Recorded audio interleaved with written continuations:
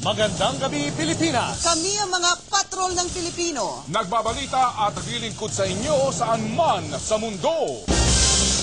May bagong video ang pulisya sa nangyaring pagsabog sa pagdiriwang ng katatapos lamang na bar exam kahapon sa Taft Avenue, Maynila.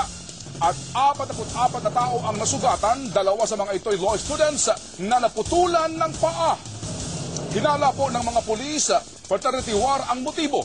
At miyembro ng Alpha Kappa Rho Fraternity o ACRO ang itinuturong responsable sa pagsabog. Nagpapatrol, Alex Santos. Ito ang bagong video na nakalap ng Manila Police District kaugnay sa naganap na pagsabog sa Taft Avenue, Manila kahapon. Mula ito sa CCTV camera ng De La Salle University. Hindi masyadong kita ang nangyaring pagsabog, pero makakatulong pa rin daw ito para matiyak ang oras at galaw ng mga tao noon. Bagamat may naganap na pagsabog dito kahapon sa kabaan ng Taft Avenue ay normal pa rin ang sitwasyon. Pero mapapansin nyo pa rin sa lugar na ito ang dugo ng mga biktima at maging yung kalsada ay nagkaroon ng uka, patunay lamang kung gaano kalakas ang pampasabog na ginamit ng suspect. Batay sa investigasyon ng Binong Special Task Force, 3 uri ng pampasabog ang posibleng ginamit. Isa na rito ay ang granada. Pero nilinaw ng MPD na hindi ito kagagawan ng terorista.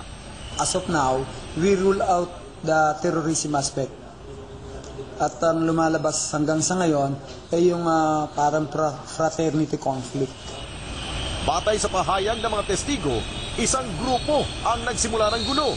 Meron silang na-notice, itong ating mga witnesses, may na-notice na yung suspected na naghagis ng explosive ay may nakasulat na ACRO.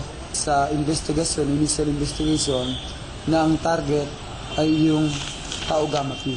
Kaya lang, medyo na-miss nila ang target, so natapon ito sa Alpha P Beta, mostly San Beda Law School. Ito rin ang inamin ng isang testigo na itinago sa pangalang Joel. Bago pa ang pagsabog, napansin na daw nila na may isang grupo na nagtatakip ng kanilang muka. Nang sitahin nila, biglang may bumunot ng granada. Umisik-sikuloy siya sa mga tao. Tapos nakita po namin na meron po siyang dinukot sa bag niya na granada at sinugot. Tapos ginanon po niya sa ilalim. Pagkababa niya po, bigla na po sumabog. Nagkahabulan pa pero na-corner din umano nila ang suspect. At batay sa nakuha nilang ID, kinilala itong si Jed Carlo Lazaga ng University of San Jose Recoleto sa Cebu. Nakasuot din umano ito ng jacket ng ACRO Fraternity. Pero hindi nila ito nahawakan dahil tinutukan na sila ng baril na mga umunay kafrat niya. Pero kanina, dumulog sa presinto si Lazaga para magreklamo ng pambubugbog.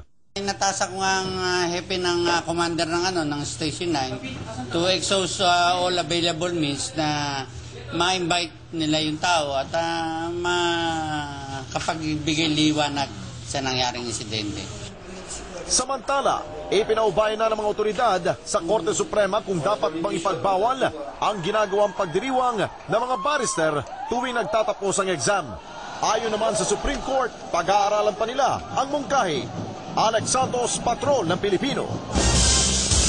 Mariin pong itinanggi ng Alpha Kappa Rho o ACRO na sila ang nasa likod ng pagsabog sa Taft Avenue, Maynila kahapon. Exclusive, nagpapatrol Maan Makapagal. Grand National Council President ng College Fraternity Group na Alpha Kappa Rho, si Jojo Del Rosario. Naroon din siya sa Taft Avenue kahapon para makiisa sa Law Fraternity na Beta Sigma Lambda, kung saan kaanib din siya. Sabi niya, patawid na siya sa Taft Avenue nang makarinig siya ng putok. Biglang may sumigaw na babae na sabi niya, harangin niyo yan, harangin niyo, harangin niyo. Ang nakita ko, dumaan sa akin, tumatakbo. Ang lalaki raw ang sinasabing nagpasabog ng pillbox kaya't agad na hinarang ni Del Rosario. May takip na itim na panyo sa mukha ang lalaki, nakaputing polo at maong pants. Nung nahawakan ko yung likod, naramdaman ko na may sumuntok sa akin sa likod. Nakita ko sa may katabi niya, nakita kong may nakatutok sa akin ng barel. Pinuputok sa akin pero hindi pumutok. Hindi sana siya makakapiglas kung nahawakan ko siya eh. Ang problema may kasamahan pala. Ayon kay Del Rosario, imposibleng miyembro ng ACRO ang responsable sa pagpapasabog kahapon at tiyak na makakarating sa mga opisyal ng FRAT kung may ganitong paglabag. We are trying to professionalize kasi yung organization And walang aggression na mag-i-start sa amin. Tiningnan din sa database ng mga miyembro ang pangalan nila Saga. Ang suspect na inilabas ng MPD, pero wala ang pangalan niya sa listahan. Nakahanda naman ang ACRO sa anumang investigasyon. Maan Makapagal, Patrol ng Pilipino. Emosyonal na ibinuhos ng isang ama ang kanyang sama ng loob sa pagkakadamay ng kanyang anak na babae sa pagsabog sa Taft Avenue kahapon. Nanawagan din siya sa iba pang pamilya ng naging biktima ng pagsabog na magkaisa upang mapanagot ang mga taong responsable sa nangyaring trahedya. Narito ang ating eksklusibong report. Nakaratay ngayon sa ICU ng Philippine General Hospital si Raisa Laurel, 25 taong gulang at second-year law student ng San Sebastian College. Kinailangang putulin ng mga doktor ang dalawang binti ni Raisa dahil sa grabing pinsalang idinulot ng pagsabog. Hindi pa nakakapagsalita si Raisa dahil sa tubong nakakabit sa kanyang bibig. Subalit sinagot pa rin niya ang mga tanong ko sa pamamagitan ng pagsusulat sa papel. Ayon kay Raisa, wrong timing lang, wrong place at the wrong time, at least second life. Kitang-kita raw niya nang bumagsak sa harapan niya ang bomba na nakapaloob sa maliit na kwadradong kahon. Hindi nga lang niya nakita kung sino ang naghagis nito. Hindi naman napigilan ng amang si Roberto ang damdamin sa nangyari sa anak. Another doctor, yung anesthesiologist niya, which I forgot his name, sorry po doc, approached me and explained, and he did told me that my daughter would be a lawyer. So that was the happiest news last night.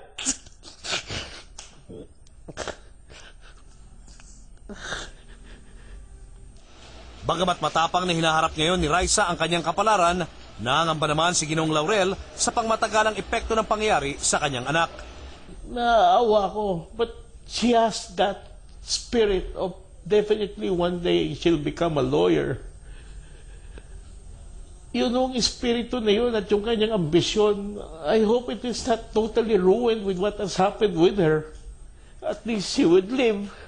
But I know na moral po ng anak ko, yung dati niyang using with confidence. I don't know whether she could gain back that confidence.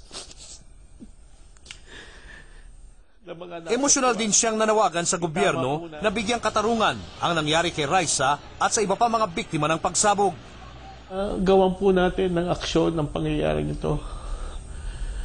We are in a civilized world, and I believe that with what has happened yesterday, anarchy na ho nangyayari. I'll appeal to the government, especially the Supreme Court, which I think it is your activities. I'm sorry if I'm barking at the wrong tree, but palagi ko sa inyo po ito. Tigilan na po natin ng ganito. Alam po natin na may mga away-away na sana bigyan nyo ng meaning ang pagkawala ng paa ng anak ko. Pansamantala namang naibsan ang bigat ng problema ang dinadala ng pamilya Laurel nang iabot na sa akin ni Raisa ang mensaheng ito sa papel. Sa kabila ng nangyari sa kanya, gusto pa rin daw niyang magtapos bilang abogado balang araw. Matapang na hinaharap ngayon ni Raisa ang pagsubok na ito sa kanyang buhay. Ayon kay Raisa, pumayag siyang lumantad sa publiko para mamulat ang lahat sa problema ang kailangang masolusyonan ng ating gobyerno at lipunan. Gagawin niya raw ang lahat para hindi na maulit pa ang pangyayari. Maliban kay Raisa, naputulan din ng binti ang isa pang babaeng law student na biktima ng pagsabog kahapon. 2 sa 12 biktima na isinugod sa Manila Doctors Hospital ang kailangang maoperahan. At live mula sa Maynila, nagpapatrol Gretchen Malala. Gretchen? Julie, sa Manila Doctors Hospital naman, 2 babaeng naging biktima ng pagsabog kahapon sa Taft Avenue ang kailangan pang operahan dahil sa lala ng kanila mga sugat. Isa sa kanila ay naputulan na ng binti. 12 pasyente ang isinugod kahapon sa Manila Doctors Hospital matapos ang malakas na pagsabog sa Taft Avenue. Lahat sila mga estudyante ng San Beda College at karamihan ay miyembro ng isang sorority. Pero ang kanilang masaya sanang pagsalubong sa kanilang mga kaeskwela na kumuha ng bar exam ay nauwi sa trahedya. 4 na ang na-discharge simula kaninang umaga. 7 ang nakakonfine pa. 5 sa kanila ay natanggal na ang mga shrapnel sa kanilang mga binti at katawan. Pero nananatiling under observation dahil malaki ang posibilidad ng impeksyon. 2 babae parehong 23 years old at third-year law student ng San Beda College ang napuruhan sa pagsabog. Ang isa, kinailangan putulin ang kaliwang binti. Pero sinisikap ng mga doktor na maisalba ang kanyang kanang binti at kaliwang kamay. Ang isa, tadtad ng shrapnel ang katawan at binti at hindi pa lahat natatanggal.